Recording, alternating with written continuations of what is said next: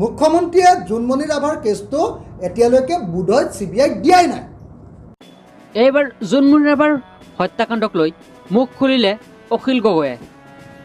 অখিল গগৈয়ে উল্লেখ কৰি কয়, কিয় এতিয়ালৈকে জোনমণি ৰাভাৰ হত্যাকাণ্ডৰ কেছটো CBIক দিয়া নহ'ল?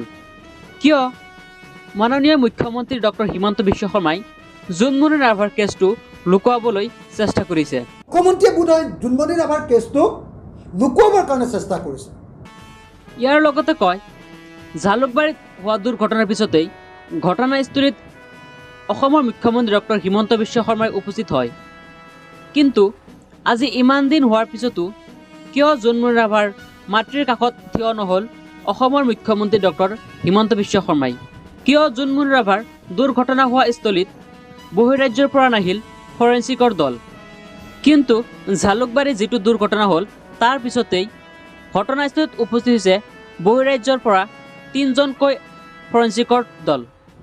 কিন্তু জোনমণি ৰাভাৰ ক্ষেত্ৰত বহিৰাজ্যৰ পৰা কিয় নাহিল ফৰেঞ্চিকৰ দল? এক ডাঙৰ ষড়যন্ত্ৰ। এজন যুৱকক এক্সিডেণ্ট হোৱা ঠাইডোখৰ গাড়ী পৰীক্ষা কৰিবৰ কাৰণে দিল্লীৰ পৰা এক্সপাৰ্ট আহিছে। কিন্তু জোনমণি ৰাভাৰ এক্সিডেণ্টৰ বুলি কৈছে যিটো মৃত্যুৰ ঘটনা, তাত কিন্তু গাড়ী টেষ্ট কৰিবৰ কাৰণে কিন্তু কোনো ধৰণৰ এক্সপাৰ্ট অহাৰ কথা আমি শুনা নাই।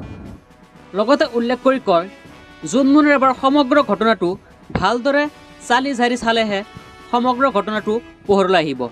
কোনে কোনে জড়িত হৈ আছে জোনমণি ৰাভাৰ এই হত্যাকাণ্ডৰ লগত, সকলো কথা ওলাব যেতিয়া সমগ্ৰ ঘটনাটো ভালদৰে চালি জাৰি চাব।